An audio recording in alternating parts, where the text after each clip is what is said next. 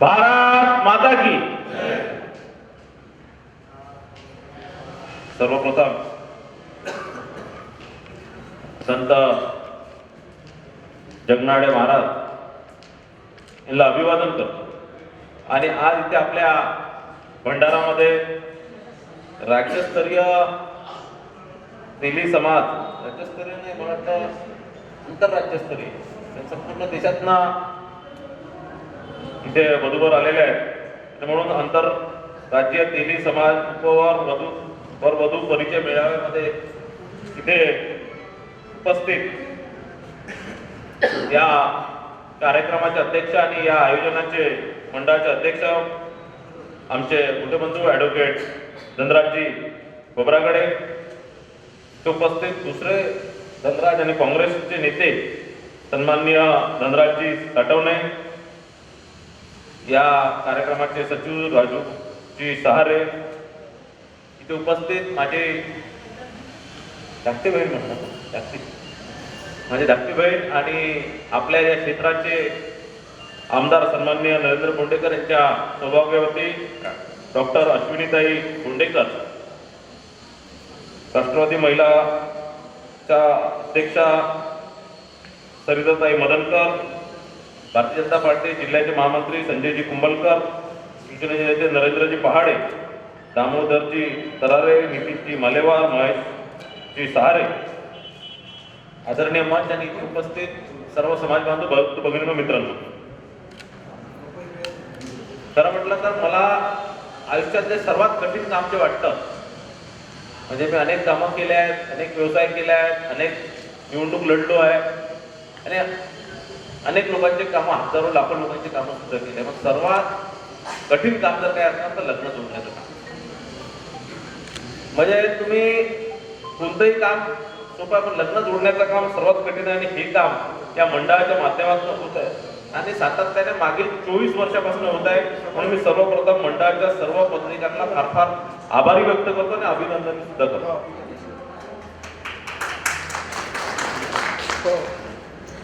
या परिचय मेळाव्यात मला सांगण्यात आलं की मध्य प्रदेश, छत्तीसगड पासून लोक येतात, अकोला, अमरावती, चंद्रपूर, गडचिरोली, नागपूर पासून वधूवर येतात आणि त्यांचं लग्न जोडण्याचं कार्य या मंडळाच्या माध्यमातून होत असतं. आणि माझं मंडळाचे अध्यक्ष आणि मंडळाचे सर्व पदाधिकाऱ्यांना विनंती आहे की नुसतं एक दिवस हा वधूवर परिचय मेळावा करण्यापेक्षा आपण वर्षभर एखादं छोटंसं ऑफिस सुरू ठेवू किंवा एखादी वेबसाईट सुरू करू, त्या माध्यमातून हे सातत्याने सुरू ठेवलं पाहिजे. कारण जसं मी सांगितलं सर्वात कठीण काम हे आहे लग्न जोडण्याचं आणि आपल्या माध्यमातून इतक्या वर्षापासून इतक्या वर्षापासून हे सुरू आहे.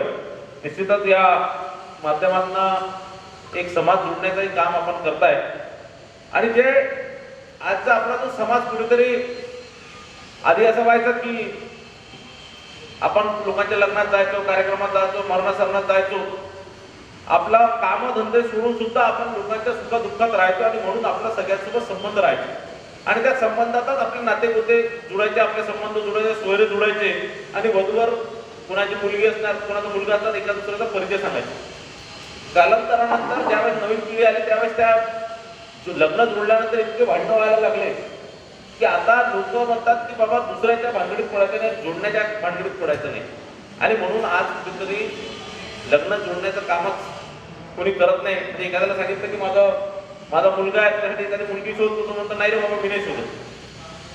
का? कारण नंतर जोडला परत म्हणतो पुण्यावर परत जर तुटलं तर मग आपल्यावर येतात आणि म्हणून हे काम आता पोलीस करायला तयार नाही. म्हणून एक समाजाच्या प्रमुख पदाधिकाऱ्यांनी हे काम करण्याचं ठरवलं.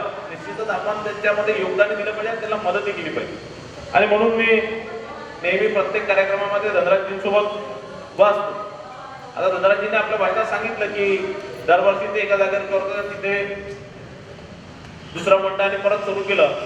धनराजजी हे जे काम आहे हे सगळं प्रत्येक अनेक वर्षापासून जे तुम्ही हे सातत्याने करत आहे, या कामामध्ये तुम्ही सातत्य ठेवलं आहे, त्यामुळे तुमची क्रेडिबिलिटी निर्माण झालेली आहे आणि त्या क्रेडिबिलिटीमुळेच लोक इथे तुमच्यापर्यंत येतात, वधूवर तुमच्यापर्यंत येतात, त्यांचे पालक तुमच्यापर्यंत येतात आणि म्हणूनच कोणी किती कार्यक्रम केले तरी विश्वास तुमच्यावर आहे. आणि म्हणून तुम्ही काही कुठेही फसून जाण्याची गरज नाही. आणि आपण संसाराचा नियमच आहे की ज्याला आपण पैदा करतो तो आपल्याला अग्नी देतो. आणि म्हणून कधीच या सगळ्या छोट्या छोट्या गोष्टींनी खचून जायची गरज नाही. आपलं कार्य सतत चालू असलं पाहिजे. आणि या माध्यमातून आपण एक 12 मेला आपण आयोजित एक दरवर्षी आपण एक सामूहिक विवाह सोहळा करतो. पण आता लोकांच्या खात्यामध्ये इतके पैसे उतरले कोणी स्वतःला गरीब समजून राहिले. आणि ते म्हणतात की म्हणजे आता आधी कसं होतं की सामूहिक विवाहात लग्न कोण करणार तर गरीब लोक याच्याकडे पैसे नाही आहे. पण जोपर्यंत त्या मंचावर बसलेले समाजाचे नेते किंवा समाजाचे जे प्रमुख लोक आहेत, मान्यवर लोक आहेत, जोपर्यंत हे स्वतःच्या नुसतं कत्ती करून होत नाही तर कर्मही आपलं त्या प्रकारे करायला लागतात. आणि मला अभिमान आहे ॲडव्होकेट खोब्रागडे साहेबांचा की त्यांनी नुसतं भाषण दिले नाही, नुसतं समाजाला मेळाव्यात सांगितलं नाही की बाबा सामूहिक विवाहात लग्न करा, तर स्वतःच्या मुलीचे मला वाटतं 14 वर्षात आणि मला वाटतं 4-5 वर्षात तिच्या लग्न झालं, मुलाचंही लग्न सामूहिक विवाह सोहळ्याच्या माध्यमातून केलं. ही या प्रकारे जोपर्यंत समाजाचे प्रमुख लोक वागणार आपल्या कृतीतनं हे दाखवत नाही तोपर्यंत समाजाचे इतर लोक सामूहिक विवाह सोहळ्यामध्ये भाग घेणार नाही किंवा या प्रकारच्या सोहळ्यात भाग घेणार नाही. एक आणखीन एक किस्सा सांगतो की मागे विमानातून मी मुंबईवरनं नागपूरला येत होतो. माझ्या बाजूला हायकोर्टचे जज होते आणि ते केस वाचत होते. आणि मी त्यांना सहज विचारलं, माझ्या जुने परिषदेत सहज विचारलं की कोणती केस आहे. त्यांनी सांगितलं डिवोर्सची केस आहे. आणि त्यांनी सांगितलं की आधी ज्यावेळेस आम्ही केसेस बघत होतो हे धुराचे भांडणं, जमिनीचे भांडणं किंवा थोडे फेरफाराचे भांडणं तिचे होते, भावाभावाच्या भांडणांचे होते. आता 90% केसेस हे डिवोर्सचे केसेस आमच्याकडे. आणि सगळ्यात मोठा समाजामध्ये सगळ्यात मोठी अडचण आज झाली आहे तर डिवोर्सची झाली आहे. कोणी स्वतःला कमी लेखायला तयार नाही, कोणीच कॉम्प्रोमाइज करायला तयार नाही.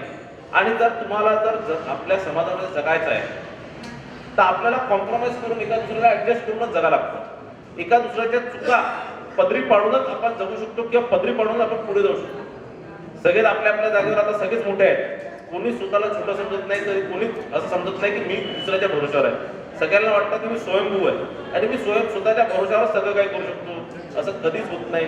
मुलींनाही माझं या माध्यमातून सांगणं आहे की जोपर्यंत आपण ऍडजस्ट करू शकणार नाही तोपर्यंत आपण फक्त संसाराचा पुढे हा जो रेडा आहे पुढे घेऊन जाऊ शकत नाही. आता पुन्हा हे जे आणि तिची जबाबदारी आता मी म्हणणार मुलींनाच का सांगितलं तर आपण जर बघतात की संवेदनशील आणि सहनशील हे महिलाच असतात. आणि या माध्यमातून आपल्या इथे मोठ्या प्रमाणात पालक सुद्धा आहेत.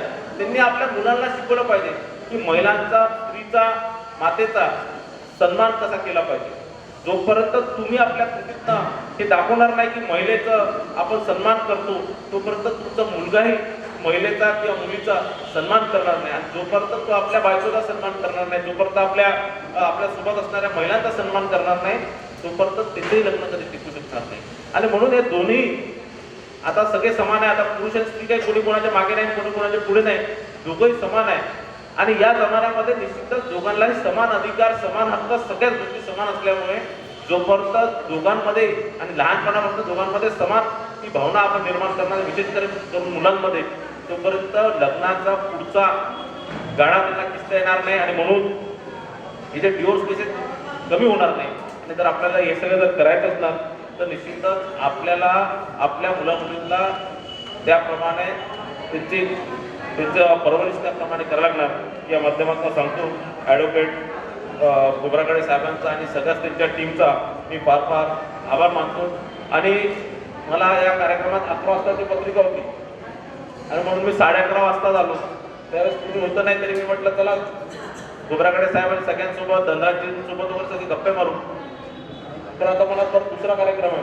तुम्ही आता काही कार्यक्रमात थांबत नाही. आणि अश्विनी ताईला मी माफी मागतो की उद्घाटक त्या होत्या आणि तरी मी त्यांना म्हटलं की मला परत 3-4 कार्यक्रम आहेत, मला जायचं आहे, म्हणून त्यांच्या जागेवर मी भाषण दिलं. आणि नंतर निश्चित अश्विनी ताई देतील ते उद्घाटन करतीलच कार्यक्रमाचं. पण मला इथे बोलावलं, माझं आपण ऐकून घेतलं, त्याबद्दल आपला सर्वांचा मी आभारी आहे. आणि आपल्या कार्यक्रमातनं मदतनं मला जायचं आहे म्हणून आपली माफी मागतो आणि धन्यवाद.